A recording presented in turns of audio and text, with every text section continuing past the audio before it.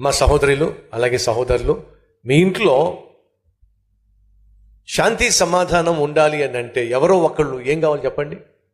ఎందుకు చెప్పాలి? ఎవరో ఒకళ్ళు తగ్గించుకోవాలి. ఇప్పుడు నా ప్రశ్న, ఎవరు తగ్గించుకోవాలి? నేను భర్తను ఏమనుకుంటున్నావో అని చెప్పేవాడు తగ్గించుకోవాలా? నేను భార్యని కట్నం ఇచ్చి మరీ కొనుక్కున్నా మిమ్మల్ని అని చెప్పే ఆవిడ తగ్గించుకోవాలా? ఇప్పుడు నా ప్రశ్న ఏమిటంటే, ఇద్దరూ కూడా ఒకరి మీదకి ఒకరు లేస్తున్నారు, కానీ ఈ కుటుంబంలో శాంతి సమాధానం కావాలి.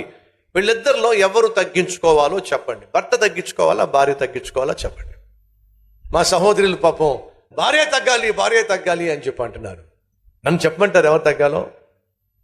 భార్య కాదు, భర్త కాదు. వీళ్ళిద్దరిలో ఎవరు ఆత్మీయులో వాళ్ళే తగ్గుతారు. అర్థమైందా? భార్య ఆత్మీయురాలు అనుకోండి.